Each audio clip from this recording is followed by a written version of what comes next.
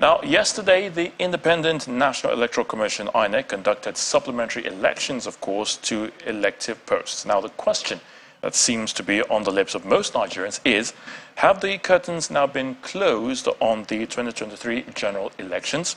Well, to share insights about the declared results is Babajide Ogunsanya, founder of Leadership by Data and Channels Television's Data Analyst. Babajide, it's great to have you again on the news. Pleasure as always, mine as always. All right, so has there been any upset, in the results declared so far? Let's start with that. It's been upset, surprises. What I've seen is there are 7 surprises. I'll probably use that word, surprises. The first surprise is what exactly is going on in Adamawa State over here. One surprise, and that's because, exactly on this date, it's now 36 years past 2 centuries. I'm talking about that year, 1787. This same day, America released its first comedy, made in American produced comedy. That was the first time we saw that. It was called The Contrast. Today, we are seeing made in Nigeria electoral comedy in Adamawa State. Adamawa State Resident Electoral Commissioner, REC, announced the results. Does he have the power to do that? No, he doesn't, but he still went ahead to do that. Made in Nigerian comedy going on in Adamawa State. First surprise. 2 other surprises. Benue, Sokoto.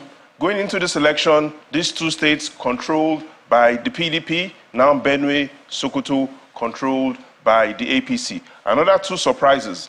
Plateau State, Zamfara State. Going into this election, Plateau State and Zamfara State controlled by the APC, now Plateau State, Zamfara controlled by the PDP. Look at what's going on in the southeast. Abia State, going into this election, controlled by the PDP, now Abia State is going to be controlled by the Labour Party. Let's look at Kano State. Going into this election, controlled by the APC, now Kano State controlled by the NNPP. So in all, we are looking at 7 surprises again. Adamawa State, based on electoral comedy. Benue, Sokoto State, based on states that are flipped. Plateau, Zamfara as well, flipped to the PDP. And we are looking at Abia State and Kano States going to 2 other parties. 7 surprises.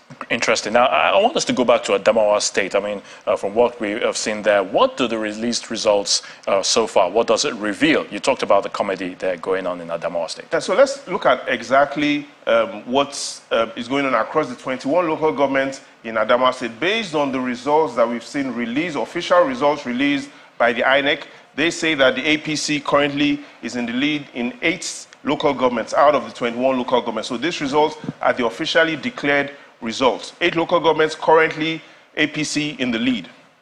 However, we're looking at elections that are taking place in these 8 local governments that APC is in the lead.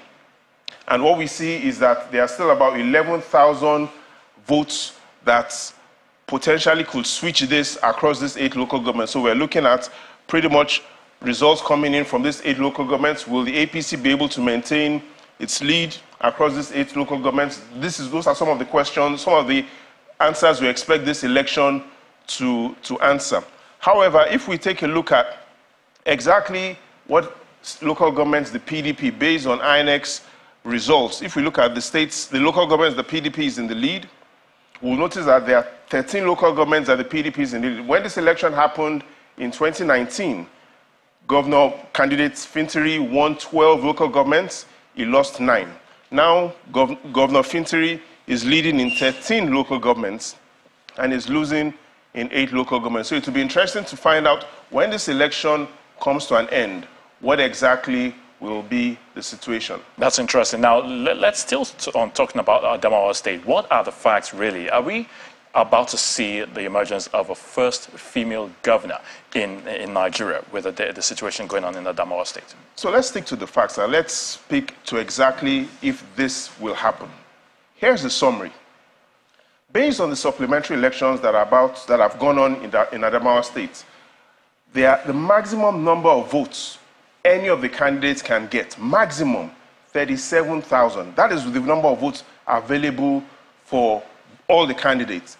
However, the election is currently being won by the PDP with 31,000 votes. So the situation, Governor Fintiri is leading by 31,000 votes. The number of votes that is available, that is left for everyone, 37,000. In simple terms, there are two conditions that the female governor who wants to become the first female governor needs to achieve. The first condition, she needs to make sure that 82% of these voters come out to vote. And she also needs to make sure that every of these 82% outstanding votes goes to her. Never in the history of Nigeria have we seen that happen, whereby 31,000 votes, 37,000 votes outstanding, she needs to make sure that 82% of those voters come out, and she needs to make sure that all of them, without exception, vote for her. In simple terms, not impossible, but it will be easier for me to catch your shadow than for Binani to catch Fintiri based on the facts we have from history.